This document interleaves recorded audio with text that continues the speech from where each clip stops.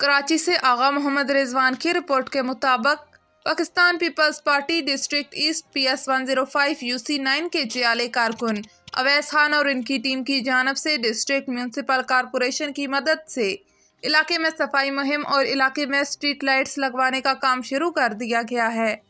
اس موقع پر اویس خان کا کہنا تھا کہ پارٹی کی اعلیٰ قیادت کا ہم پر بلا تنقید اعتماد کرنا ہمارے لیے باعث فخر ہے۔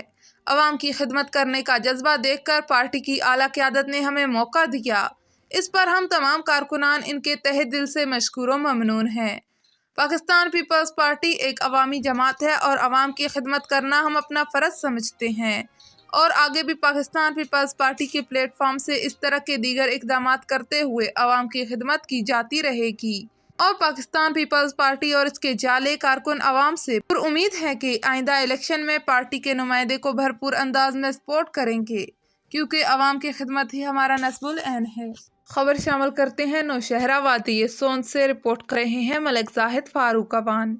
بچوں کی تفریح کے لیے جوائے لینڈ پارک کا افتتاح، MD نیو اتحاد ٹریولز ملک عمر دراز جویہ، سابق جنرل سیکرٹری بار ملک رضوان جمالی، PTI کے سینئر نائب صدر اکرام اللہ خان بلوچ اور چودھری نعیم جٹ نے کیا۔ پارک میں بچوں کے لیے جھولے، پینگیں، کرسی جھولے، جمپنگ پیڈ، سلائیڈنگ سمیت بہت سارے جھولے لگائے گئے ہیں۔ ملک عمر دراز جویہ نے کہا کہ بچوں کی تفریح کے لیے اس طرح کے تفریحی پارک اور خوبصورت جھولوں کا ہونا بہت ضروری ہے۔ اس سے نہ صرف بچے خوش ہوتے ہیں بلکہ ان کی جسمانی نشو و نما بھی ہوتی ہے۔ جوائے لینڈ کے مالک احتشام خان نے مہمان گرامی کا شاندار استقبال کرتے ہوئے شکریہ ادا کیا۔ اس موقع پر dental specialist doctor Ghulam Abbas, ملک کیسر اوان، رانا راشد محمود، فرحان وڑائی سمیت دیگر احباب بھی موجود تھے۔ نوشہرہ وادی سوند سے ملک زاہد فاروق اوان کی رپورٹ کے مطابق وادی سوند کے نواحی موضع اچھالی میں شیر زمان قوم مسلم شیخ کے مکان کی چھت گرنے سے اس کی 40 سالہ بیوی نسیم بی بی اور 11 سالہ بیٹا جاں بحق ہو گئے۔ ان کا مکان پہاڑی کے ساتھ تھا۔ پہاڑ کا تودہ گرنے سے ناخوشگوار واقعہ پیش آیا۔ اطلاع ملتے ہی اسسٹنٹ کمشنر عرفان مارٹن موقع پر پہنچ گئے۔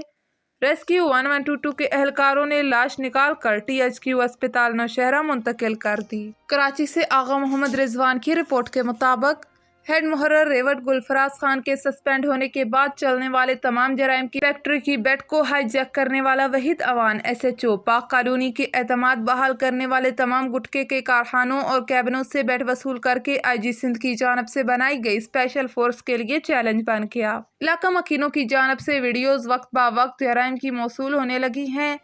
صحافتی خدمات سر انجام دینے والوں کو خفیہ نمبروں سے پاک کالونی میں چلنے والے جرائم کی ویڈیوز آ رہی ہیں جو کہ المیہ ہے، محکمہ پولیس کی عزت کا کھلواڑ ہے۔